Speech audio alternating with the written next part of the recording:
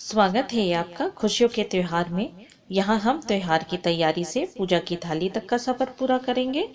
आज की वीडियो में जानिए कब है हल षष्ठी व्रत, जानिए क्यों रखते हैं ये उपवास, साथ ही जानेंगे पूजा का शुभ मुहूर्त, महत्व व कथा। पारंपरिक हिंदू पंचांग में हल षष्ठी एक महत्वपूर्ण त्योहार है। ये भगवान श्री कृष्ण के बड़े भाई बलराम को समर्पित है। हल षष्ठी व्रत हर साल भाद्रपद मास की कृष्ण पक्ष की षष्ठी तिथि को रखा जाता है। इसी दिन बलराम जयंती भी मनाई जाती है। रक्षाबंधन और श्रवण पूर्णिमा के 6 दिन बाद बलराम जयंती मनाई जाती है। इसे राजस्थान जैसे अन्य राज्यों में विभिन्न नामों से जाना जाता है। इसे गुजरात में चंद्र षष्ठी के रूप में जाना जाता है और ब्रज क्षेत्र में रंधन छठ के रूप में जाना जाता है। इसे हल छठ, पिन्नी छठ या खमर छठ भी कहते हैं। भगवान बलराम को शेषनाग के अवतार के रूप में पूजा जाता है, जो क्षीर सागर में भगवान विष्णु के हमेशा साथ रहने वाली शैया के रूप में जाने जाते हैं। आइए दोस्तों जाने बलराम जयंती या हल षष्ठी व्रत पूजा के लिए शुभ समय, पूजा विधि और महत्व। साल 2021 में भाद्रपद की कृष्ण पक्ष की षष्ठी तिथि 28 अगस्त दिन शनिवार को पड़ रही है। आइए दोस्तों अब जानेंगे बलराम जयंती या हल षष्ठी व्रत पूजा के लिए शुभ समय क्या है। भाद्रपद मास के कृष्ण पक्ष की षष्ठी तिथि 27 अगस्त 2021 दिन शुक्रवार को शाम 6:50 से लगेगी। यह तिथि अगले दिन यानी 28 अगस्त को रात्रि 8:55 तक रहेगी। अब जानेंगे हल षष्ठी व्रत की पूजन विधि क्या है दोस्तों। माताएं हल षष्ठी का व्रत संतान की लंबी आयु की प्राप्ति के लिए रखती हैं। इस दिन व्रत के दौरान वह कोई अनाज नहीं खाती हैं तथा महुआ की दातुन करती हैं। हल षष्ठी व्रत में हल से जुती हुई अनाज और सब्जियों का इस्तेमाल नहीं किया जाता। इस व्रत में वही चीजें खाई जाती हैं जो तालाब में पैदा होती हैं, जैसे तिन्नी का चावल, करमुआ का साग, पसई के चावल। इस व्रत में गाय के किसी भी उत्पाद जैसे दूध, दही, गोबर आदि का इस्तेमाल नहीं किया जाता है। हल षष्ठी व्रत में भैंस का दूध, दही और घी का प्रयोग किया जाता है। इस व्रत के दिन घर या बाहर कहीं भी दीवार पर भैंस के गोबर से छठ माता का चित्र बनाते हैं। उसके बाद गणेश और माता गौरा की पूजा करते हैं।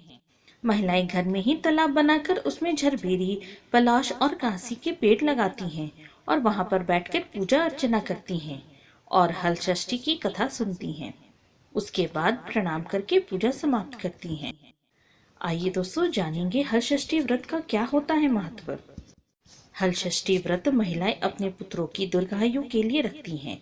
धार्मिक मान्यता है कि ऐसा करने से भगवान हलधर उनके पुत्रों को लंबी आयु प्रदान करते हैं। श्रोताओं, हल षष्ठी व्रत की कथा आरंभ करते हैं। प्राचीन काल में एक ग्वालिन थी। उसका प्रसव काल अत्यंत निकट था। एक ओर वह प्रसव से व्याकुल थी तो दूसरी ओर उसका मन गौरस यानी दूध दही बेचने में लगा हुआ था। उसने सोचा कि यदि प्रसव हो गया तो गौरस यूं ही पड़ा रह जाएगा। यह सोचकर उसने दूध दही के घड़े सिर पर रखे और बेचने के लिए चल दी। किंतु कुछ दूर पहुंचने पर उसे असहनीय प्रसव पीड़ा हुई। वह एक झरबेरी की ओट में चली गई और वहां एक बच्चे को जन्म दिया। वह बच्चे को वहीं छोड़कर पास के गांव में दूध दही बेचने चली गई। संयोग से उस दिन हल षष्ठी थी। गाय भैंस के मिश्रित दूध को केवल भैंस का दूध बताकर उसने सीधे साधे गांव वालों में बेच दिया। उधर जिस झरबेरी के नीचे उसने बच्चे को छोड़ा था उसके समीप ही खेत में एक किसान हल जोत रहा था। अचानक उसके बैल भड़क उठे और हल का फल शरीर में घुसने से वह बालक मर गया। इस घटना से किसान बहुत दुखी हुआ, फिर भी उसने हिम्मत और धैर्य से काम लिया। उसने झरबेरी के कांटों से ही बच्चे के चिरे हुए पेट में टांके लगाए और उसे वहीं छोड़कर चला गया। कुछ देर बाद ग्वालिन दूध बेचकर वहां आ पहुंची। बच्चे की ऐसी दशा देखकर उसे समझते देर नहीं लगी कि यह सब उसके पाप की सजा है। वह सोचने लगी कि यदि मैंने झूठ बोलकर गाय का दूध ना बेचा होता और गांव की स्त्रियों का धर्म भ्रष्ट न किया होता तो मेरे बच्चे की यह दशा न होती। अतः मुझे लौटकर सभी बातें गांव वालों को बताकर प्रायश्चित करना चाहिए। ऐसा निश्चय कर वह गांव में पहुंची जहां उसने दूध दही बेचा था। वहां गली गली घूमकर अपनी करतूत और उसके फलस्वरूप मिले दंड का बखान करने लगी। तब स्त्रियों ने स्वधर्म रक्षार्थ और उस पर रहम खाकर उसे क्षमा कर दिया और आशीर्वाद दिया। बहुत सी स्त्रियों द्वारा आशीर्वाद लेकर जब वह पुनः झरबेरी के नीचे पहुंची तो यह देखकर आश्चर्यचकित रह गई कि वहां उसका पुत्र जीवित अवस्था में पड़ा था।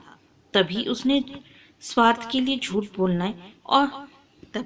स्वार्थ के लिए झूठ बोलने को ब्रह्महत्या के समान समझा और कभी झूठ न बोलने का प्रण कर लिया।